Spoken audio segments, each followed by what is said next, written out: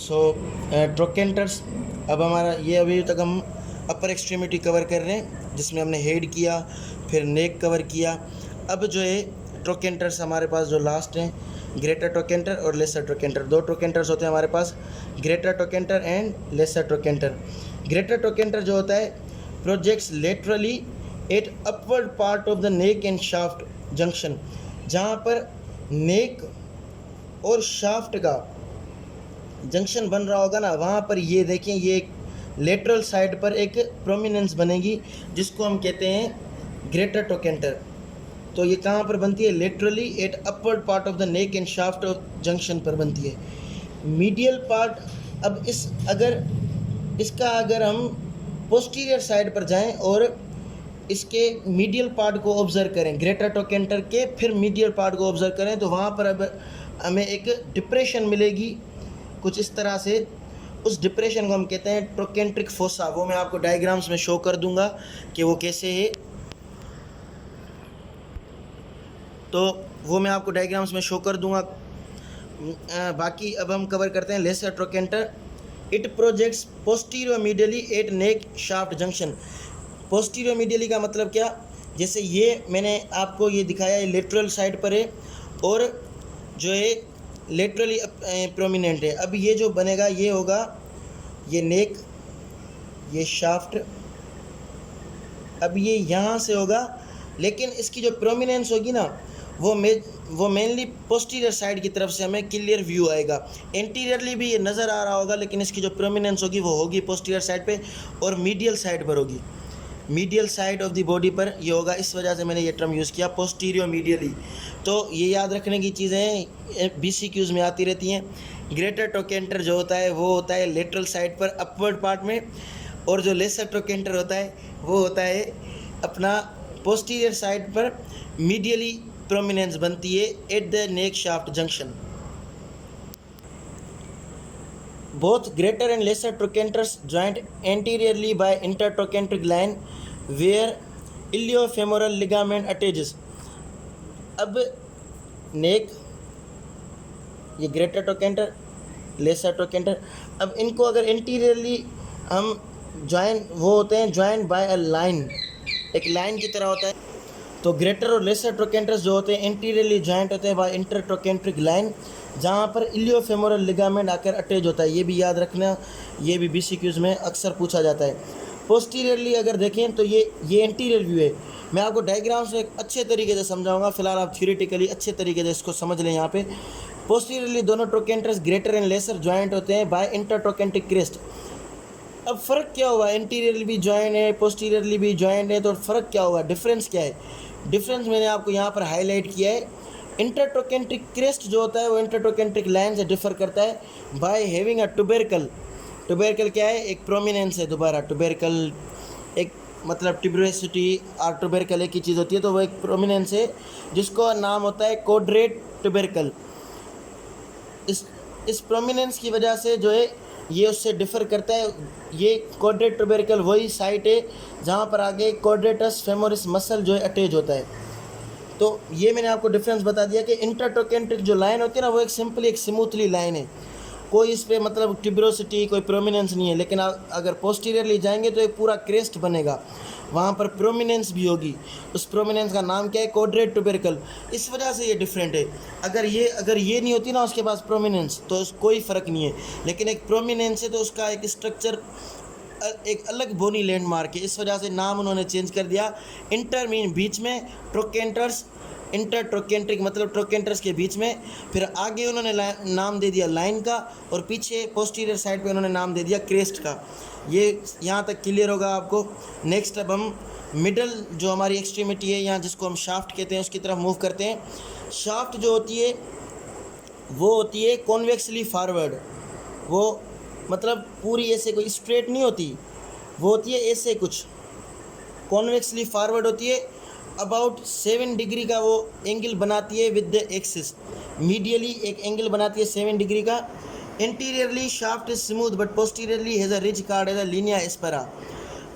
Shaft ये posterior side पर होती है, इंटीरियर साइड पर अगर शाफ्ट को देखें तो वो स्मूथ है, पोस्टीरियर साइड पर अगर शाफ्ट को ऑब्जर्व करेंगे तो वो वहाँ पर वो स्मूथ नहीं होगी, वहाँ पर एक रिज बनेगी, एक लाइन बनेगी, एक क्रेस्ट की तरह एक स्ट्रक्चर बनेगा, या ये समझ लें एक प्रोमिनेंस स्ट्रक्चर एक वहाँ पर बनता है, उसको हम कहते हैं, उस लाइन पूरी को कहते हैं लीनिया एस्पेरा, जो डाइवर्ज होती है अबव एंड बिलो, अबव भी डाइवर्ज होती है और बिलो भी डाइवर्ज होती है। ये मैंने डायग्राम दिखाई है आपको, फिर मैं उसमें आपको क्लियरली एग्जामिन कराऊंगा। ये देखें, ये अगर आप कंसीडर करें ये लीनिया एस्पेरा है, तो ये अबोव भी डाइवर्ज हो रही है और बिलो भी डाइवर्ज हो रही है, बिलो भी आ रही है और अबोव भी जा रही है।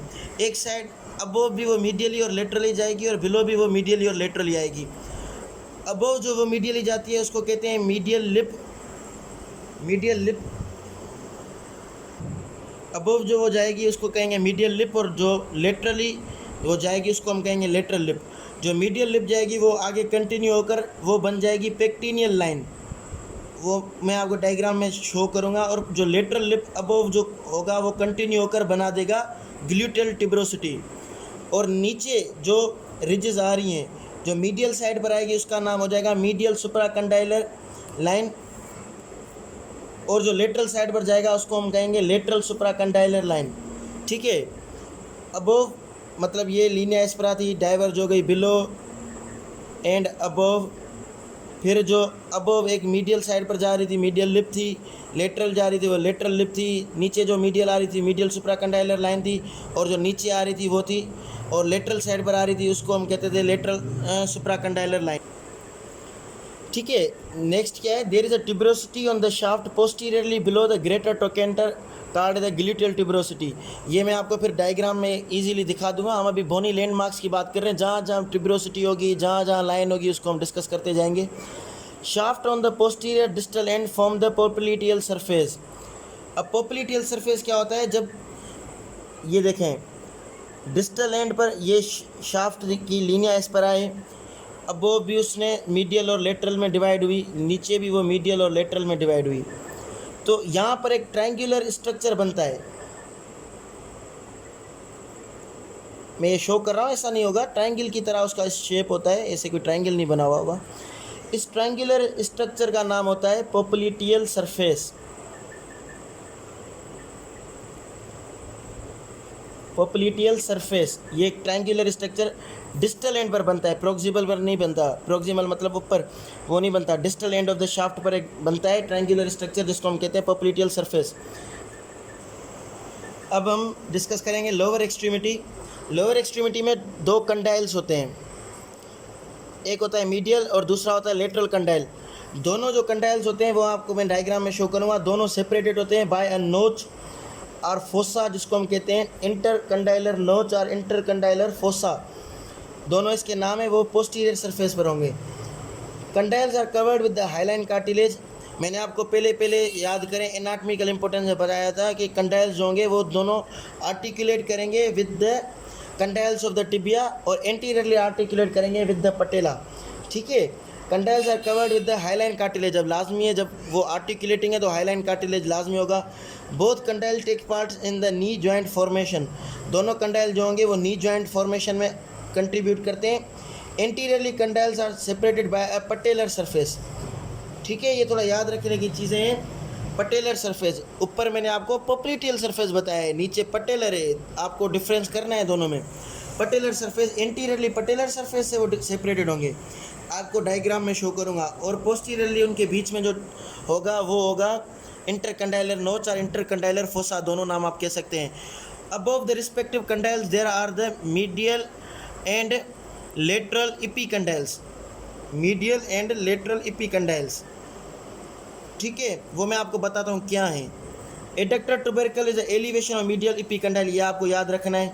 अब मैं आपको बताता हूँ कि इपीकंडाइल और कंडाइल में क्या फ़र्क है। ठीक है, इपीकंडाइल, इपी मीन अबव होता है, कंडाइल मीन कंडाइल के ऊपर। ठीक है, तो epicondyles are the basically the bony landmarks are bony rough structures present above the condyles. मैंने आपको क्या कहा, कंडाइल्स जो है वो आर्टिकुलेटिंग है, हाईलाइन कार्टिलेज होता है उनके ऊपर, वो रफ नहीं होते, वो स्मूथ होते हैं, आप हमेशा याद रखना। लेकिन जो उनके ऊपर जो स्ट्रक्चर्स होंगे जिनको हम इपीकंडाइल्स कहते हैं, वो जो होंगे वो बोनी होंगे, वो बोन्स के बने हुए होंगे, वो रफ भी होंगे, और वो जो होंगे बोनी लैंडमार्क्स रखते होंगे, मैंने डिफरेंस लिखा है, epicondyle differ from the condyle is epicondyle are rough bony areas while condyles are smooth. यहाँ तक अब हमारे जो हैं, यहाँ तक हमने अपने जो सारे बोनी लैंडमार्क्स हैं वो कवर कर लिए। अब हमारा नेक्स्ट टॉपिक है साइड डिटर्मिनेशन। कैसे हम आइडेंटिफाई करेंगे, हमारे पास भी 2 फीमर्स हैं, 2 लोअर लिम्ब है तो 2 फीमर्स होंगी, कॉमन सेंस है। तो कौन सी लेफ्ट है कौन सी राइट है, ये हमारे पास मॉडल स्टडी होती है, उसमें हमें पूछा जाता है कि identify the left femur and right femur. तो फीमर के केस में काफ़ी सिंपल है, आप उसको ईजिली आइडेंटिफाई कर सकते हैं कौन सा लेफ्ट है कौन सा राइट है। उसके हेड ऑफ द फीमर को देखकर, उसके शाफ्ट की इंक्लाइनेशन को देखकर आपको पता चल जाएगा कि कौन सा लेफ्ट फीमर है कौन सी राइट फीमर है। लेकिन हमने एक क्राइटेरिया बनाया है जिसकी मदद से जिन चीज़ों को आप देखकर बता सकते हैं कि कौन सा यहाँ पर लेफ़्ट वाली फीमर है कौन सी राइट वाली है। तो पहला क्राइटेरिया क्या है, head is directed medially upward and slightly forward. अब अगरचे वो लेफ़्ट फीमर होगी तो भी वो मीडियली उसका हेड होगा। फ़र्ज़ करें अगर ऐसे ही कुछ स्ट्रक्चर मुझे डायग्राम में आपको बाद में दिखाता हूँ। और जो लेफ़्ट, ये हो गई हमारी लेफ़्ट वाली। अब जो राइट वाली होगी उसका भी स्ट्रक्चर कुछ इस तरह से होगा। तो देखिए हेड हमेशा मीडियल साइड की तरफ होगा, तो जिसका हेड मीडियल जा रहा होगा वो होगा हमारे पास, वो क्राइटेरिया बताएगा हमें कौन सा है। शाफ्ट जो मैंने आपको कहा था वो स्ट्रेट नहीं है, इंक्लाइन पे है, ऐसे कुछ ऐसे इंक्लाइनेशन है 7 डिग्री का। तो वो जो इंक्लाइनेशन होगा वो भी कॉन्वेक्सली फॉरवर्ड होगा। तो लेफ़्ट वाले का लेफ़्ट वाली की तरफ होगा, राइट वाले का राइट तरफ होगा, मतलब वो मीडियली होंगे। Lower ends inferior surface lies horizontally, condyles दोनों के जो होंगे वो ऐसे हॉरिजॉन्टल सरफेस पर होंगे, हॉरिजॉन्टली लाई करेंगे। तो ये होगा side determination of the femur. Last but not the least is ossification. Ossification मैंने आपको पिछले हिप बोन वाले टॉपिक में भी बताया था, अब इसका भी हम ओसिफिकेशन कवर करेंगे। ओसिफिकेशन मतलब development of the bone, hardening of the bone. तो उसके लिए हमें पता होना चाहिए कि ओसिफिकेशन सेंटर्स कितने हैं इस बोन के। जैसे हिप बोन के केस में मैंने आपको सेंटर्स पढ़ाए थे, 8 सेंटर पढ़ाए थे। अब फीमर के केस में याद रखना 5 जो होंगे ओसिफिकेशन सेंटर्स होंगे, 1 प्राइमरी 4 सेकेंडरी। याद होना चाहिए ज़बानी, ये 1 primary 4 secondary ossification centres in case of the femur. Primary centre कौन सा है, शाफ्ट, जो ओसिफाई हो जाता है with in the 2 month of the intra uterine life. और 4 सेकेंडरी हमारे पास सेंटर्स हैं, कौन से, लोअर एंड जो हमने अभी पढ़ा जिसमें कंडाइल्स वगैरह हैं, जो ओसिफाई होता है during the 9 month of the intra uterine life. Greater trochanter, lesser trochanter and head of the femur.